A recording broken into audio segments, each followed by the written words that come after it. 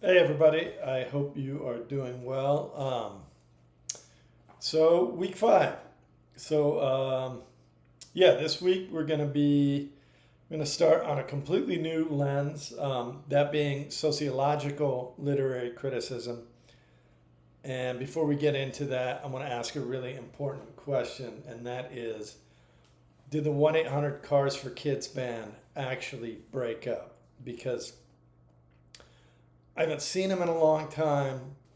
I'm wondering if the 1-800 Cars for Kids song was their only hit. It'd be nice to see like Where Are They Now documentary. And yeah, I wonder, do they still get fan mail? Save the Whales, and several quick things before we kind of get into the main topic. So just kind of an overview of this week. Right, in the next week or so, I'm probably going to reshuffle um, the peer groups around a little bit, sometimes not at all, some of them a little bit more. So until I do that, and also after I do that, please remember you can talk with each other about more than just the essays, right? So these are your groups, even talking about the reading can be interesting or helpful or fun, even, right? And this is important, just look for an announcement for if I do shift some of the group members around. I'm going to kind of look through the feedback and see what lines up with what, and try to match people up a bit more on their style of kind of reviewing and critiquing. So, I believe open discussion in your groups, right? It's going to help a lot of you. You can explore the reading, bounce essay ideas off of each other, collaborate on certain things, help each other out. I'm often personally moved by students who kind of engage and take time to help each other and kind of help their peers, right? So, yeah, and obviously seeing those conversations is a great way for me to know that you are interacting and with your peers. So, as far as the essays are concerned, just in general, right? We know they want to showcase everything that was learned in English 122. I posted a recap of elements of effective essays. So if you feel like you need a bit of a refresher, there is one, and it's probably above the week 1 module. Please message me through Canvas. I often do not check my Outlook email because I get tons of emails that have nothing to do with me. Check for feedbacks on the assignments. A lot of times I will leave feedback, almost always if you ask me for it. If we have a rough draft and you want feedback, message me on Canvas and kind of give me a heads up. Some people don't really want feedback, so please ask if you do want that, right? Is the feedback going to be useful? I hope so, right? At least that's the intention. It should be. Is it a lot of feedback? Sometimes. Rambling thoughts? Sometimes, right? I kind of often think of it like just my side of the conversation, right? I'm just going to read and interact with what you wrote, right? And even if I respond in a way that's not very particular to a point in an essay, the fact that I'm engaging and kind of, right, it means that your essay is doing its job, right? It's engaging the reader. So this is how I would approach week 2. Pretty much go from top to bottom. Here you are. You're at the recorded part. That's a good first step. The one consideration is kind of whether you want to watch the videos before or after you do the reading, right? And I think that will just kind of depend on your personal preference. If you're not very familiar with the Dust Bowl and the Great Depression, then I might watch the videos first just to get a lot of context. If you're not familiar with like any of that stuff, including the Japanese internment in America during World War II, right? I would probably watch the videos first. So, but you might like reading first, so it's completely up to you.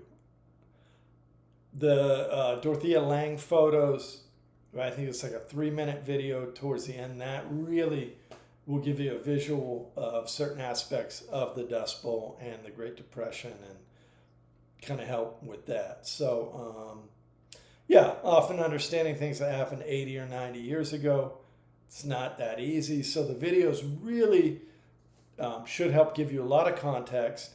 And they're honestly, at least to me, they're really interesting videos. And so I think you'll just enjoy them in general. So pretty much everything that we're going to be doing in regards to the next couple of weeks or so is going to culminate with a sociological literary criticism essay that will compare and contrast between the videos Harvest Gypsies and They Called Us Enemy, right? So even this week when you're watching the videos, right, and you're reading Harvest Gypsies, do take notes of the stuff that you read and watch, right? Especially things that you're interested in. You're going to be comparing and contrasting Harvest Gypsies and They Called Us Enemy. If something in a documentary catches your attention, please take note of the video title and the time, right? So mark the time period, because to do a correct citation, you're going to need the time. So for example, we came to grow 2640 through 2730 would mean that you are citing a part of that clip from that time frame, and that allows your reader to go back and look it up. So the only immediate point value assignment this week is a personal response paper that relate to the videos that we're watching this week. You can see that assignment in the module. I can kind of read some of it here. So submit a personal response paper that is either handwritten, 2 pages minimum on like 8.5 by 11 paper. So if you use smaller paper, you write a little bit longer, or if you used some wide ruled paper, you would write a little bit more, or at least at minimum a 2-minute recorded video. And either of those should be on the following prompt: how do the videos that you watch this week inform, reinforce, and challenge your understanding of specific sociological issues, right, in the United States, particularly in California, right? You will want to explore 2 to 3 specific aspects from the Sociological Literary Criticism handout that's also in the module. You'll want to name the ones that you're writing about, and you'll want to include at least one time stamped in the parenthetical citation, right? Directly quoted moment from each of the videos that you watch this week. So each video, you at least want a little clip that's time stamped that relates to something that you're writing about in your personal response. If you don't know how to properly cite videos in MLA, a great place to look would be going back to the Purdue OWL, which you explored, or obviously you can go on YouTube and probably look it up fairly quickly. Also, the module is a handout for things to consider while reading Harvest Gypsies and They Called Us Enemy. This handout can help you understand the books and certain sociological literary elements. The handout almost certainly will not just be helpful for this week, but next week and the week after as well. So the other assignment is to read Harvest Gypsies. I attached the link to what I would like you to read. It's about 40 pages. It's not the complete book per se, or it's one version of the book. Please use the copy that I provided, in part because if you use a different copy, it's going to be longer. If you want to use a different copy, please message me and check in about it. This also has to do with citations aligning to correct page numbers. So with all that said, let's get into, and this is also in the module, a bit about sociological literary criticism.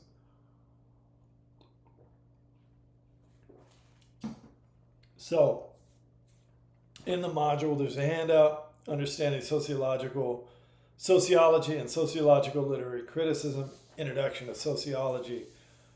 So, right, sometimes I even think words like sociological can screw us up, can feel like an intimidating term. So if we just kind of take a moment, start with the core, which would be sociology. At the core, sociology is basically the study of society and how people interact with it. That's on a basic level, that's pretty much it. It's the study and exploration of society and how we interact within society. Right? Often sociology explores things like family, education, government, group behavior, economic and social classes, issues of gender, issues of ethnicity, right? Often sociology explores things like societal norms, right? And societal values that shape the society's behaviors and that have an influence on the way that everything in society is structured, right? So when I think of sociology, I tend to think of it as a larger group, right? I become less focused on an individual person, right? For example, I might think, how does this particular group of people navigate in a particular issue in a particular society? So I'm kind of switching from somewhat of a micro lens to a more kind of macro view, right? Looking at kind of, I think of it as looking at the larger picture, right? Or how does any particular society interact with aspects of itself? So in some ways that might be switching out of a micro lens for a macro lens, right? And I think that metaphor works. So remember when we talked about sociological literary analysis, or when we talk about it, you can, if you want to, just think of that, a new camera lens or a filter that you're looking through, right? And there's going to be, as always, a lot of overlap between the lenses that we look through and kind of how we filter things, right? Think about our readings that we did throughout the feminist literary criticism, right? We looked at Real Women Have Curves, A New You, The Man Who Knew Belle Starr, right? We looked at them through a feminist lens, but could we have also looked at them through a sociological literary criticism lens or a sociological lens, right? Yeah, right? So we could look at how we could have done that, right? If we looked at the biggest social forces at play in those readings, we might ask ourselves questions like, how does social class, ethnicity, laws, or gender influence the characters' experiences? How do societal norms and expectations shape their behavior and choices, right? Certainly we can use that lens to look at Real Women Have Curves, A New You, and The Man Who Knew Belle Starr. So literary criticisms often have a lot of overlap. Just like you can apply a lot of different filters to the same photo, you can apply a lot of different literary lenses or criticisms to the same reading. So one of my hopes for all of you is that you will learn to reinforce what lenses or what things you enjoy using when you're kind of doing critical analysis, not only in literature, but when you're looking at the world or larger aspects of it in general. Yeah, and just like you have filters that you might like or dislike, right? There's probably going to be literary criticisms that you will like more than others, right? So take note, right? Because throughout this course, we're going to be doing at least 4 of them, which ones you find more interesting. In your college career, you're going to be asked to write a lot of papers and essays. And if you know what you like, you can often steer your papers in that direction. Imagine in a future class, you're writing a paper with a title, something like A Sociological Literary Criticism of 1980s Arcade Games, right? It sounds smart. Sociology helps us understand social issues and dynamics. In practical terms, understanding something usually helps us make informed decisions, right? And change the things that we don't like. And we could quote James Baldwin. He said, you can't change a problem unless you know what the problem is, right? I don't know if that's always true, but I think a lot of times that is true. We can't change problems unless we know what the problems are. So if we don't understand society, then how do we guide it? How do we navigate through it? How do we make really informed choices well, we're in it, right? So sociology allows us to look at the complexities and the simplicities of social life.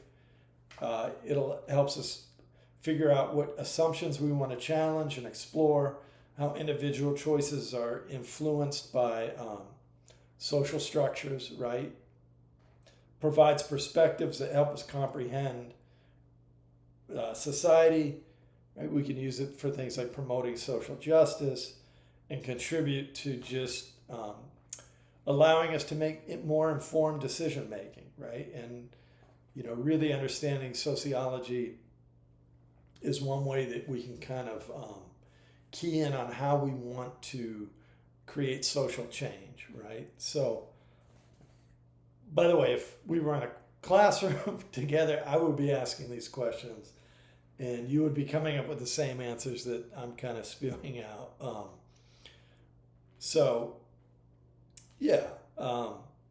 But you're not here to ask. So I end up kind of answering all the questions that you would normally answer yourself. So applying sociology to literary analysis, when we use a sociological lens to look at, explore, or analyze literature, we look at how social structures, right, power dynamics, and social inequality shape the characters and the experiences.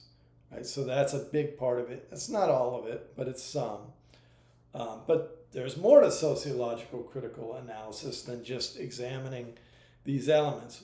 We also consider how literature reflects, reinforces, or challenges societal norms and values, and how it can inspire things like social change, right? So, right, because literature often does, right? It's either going to reflect something in society, it will reinforce a norm, or it will challenge a social norm. So often literature, the stuff that we remember, it challenges the status quo, right? And by the status quo, I mean the existing state of affairs, right? So often literature challenges the existing state of affairs. A piece of writing could start a revolution, right? Either an artistic one or whatever, right? It's happened before.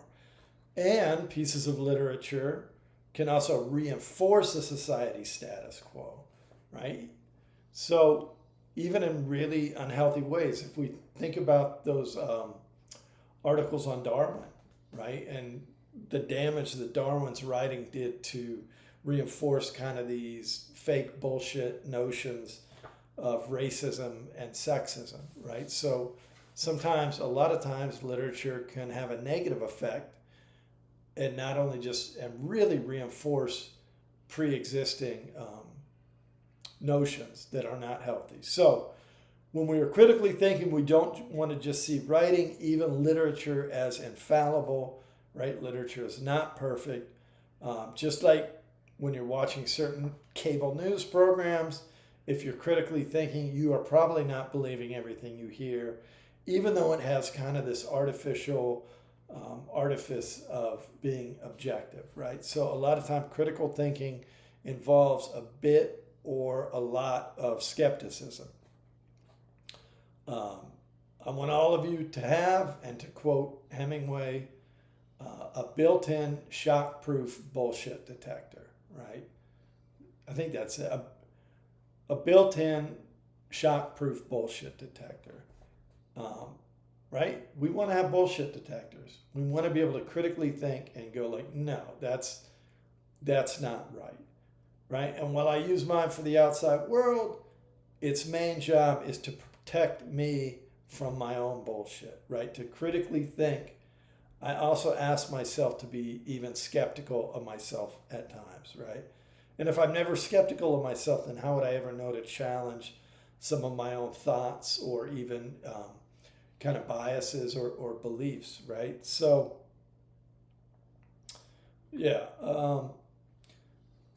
if we think about the actual production of a piece of literature, right? If you wrote a masterpiece, it will be written by a person, which would be you, in a particular society at a particular time, right? So a piece of literature is a product.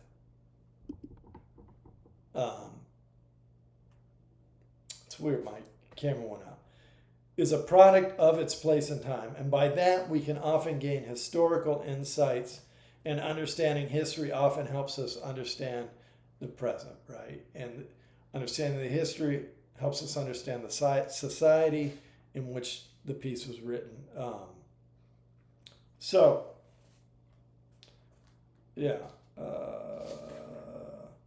key aspects of sociological literary analysis or sociological literary criticism, kind of using those terms somewhat interchangeably. Just know that to me they're pretty much close enough to be the same thing. One, social structures, right? We're looking at organized patterns of relationships and institutions, right? You can think of institutions even as the prison institution, right? Or correctional institution. Education is a big institution, right? So all these kind of like big welfare would be an institution. Social Security would be an institution. Think of all these things that are kind of set up, right?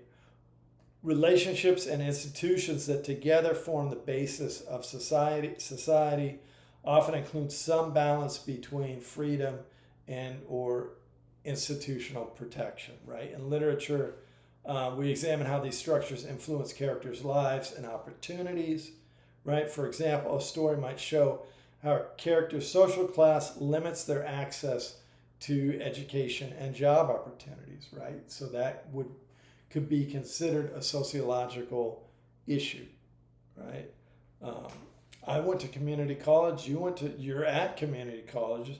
Some of us would be here no matter what, but if our dad was, I don't know, Elon Musk, right? For lack of, maybe because I just saw a Cybertruck today, that's what popped into my mind, right? Some of us would probably be at Stanford or Yale, which might lead to higher earnings. It might be worse for us, who knows, right? But, our dad could buy Cybertrucks for everybody on the faculty, right? And get us in. And it's the same in literature, right? A character will have challenges based on things like economic class, right? An examination of the larger picture of the people with a lot of money and those who don't within a piece of literature would be considered a sociological literary critique. But wait, there's more, right? Because not everything in society is about money, right? So what are some of the other things that we look at for sociological literary analysis? Power dynamics, right? This invokes looking at who holds power in a story and who doesn't. How is that power used? How is that power challenged? Power dynamics can be based on things including gender, race, class, or other social categories. Analyzing power dynamics helps us understand conflicts and even alliances within a narrative, right? Social inequalities be another one. These are the unfair differences in wealth, opportunities, and treatment that people experience based on their social group, right? Literature often portrays social inequalities to critique or highlight a need for social justice, right? Books usually don't try to present social inequalities as good things, but it gets tricky because remember, these are products of their place and time. So just like that comedy from 1992 wasn't considered offensive at the time, but it's really offensive now. Literature can have that kind of same cringe effect, or even worse than cringe, actual lasting damage to society for kind of generations, right? So noting the unfair differences are treated in a book, or how they're treated in a book, can help us understand aspects of societal attitudes at the time.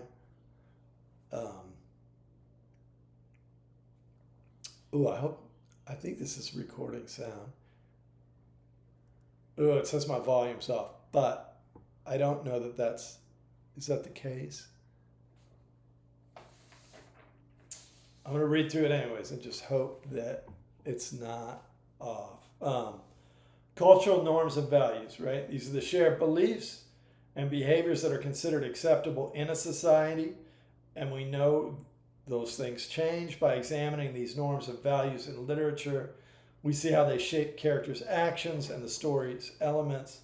And cultural norms and values can be highly, obviously, repressive and dangerous if people don't fit into society's little boxes, right? Things can get cruel and dangerous, right? And these can even be personal things like who we love, right? So really, why society would give a shit who anybody is attracted to, really, I don't get it. So other things that are key aspects: historical and social context, understanding the time period and societal context in which a story is set helps us grasp the full meaning of the narrative, right? For example, a novel during the civil rights movement would have different social dynamics than one set in contemporary times. So, and this comes back to remember that literature is a product of its place and time.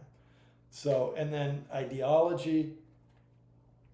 Ideology refers to the set of beliefs and values that dominate a society, right? Well, homogeny is the dominance of one group over others. Often maintained through cultural means, right? Think about it. A lot of repression and direction of society is done through the control of culture, often cultural influence, right? Where direct violence is not involved, right? We often call that like soft power, right? So literature can both support and challenge dominant ideologies and hegemonic structures. Even something like watching TV and movies can influence your beliefs, right? So, and all of you know this, right? Because, right, you know the way that, if you're looking at TikTok or something like that, you know what it's trying to steer you towards, or what something is set up to be ideal, right? And a lot of times it's garbage, right? And it's not true. So that's a bit of an intro. Next week, among other things, I will talk about the benefits of sociological literary analysis. So the bigger assignments this week: watch the documentaries, because they give you context for the Great Depression, the Dust Bowl, and aspects of part of the Japanese-American cultural experience. So there will be some documentaries to watch, some reading, the response paper. I think that is it. Hopefully this recording actually recorded sound. So bye for now.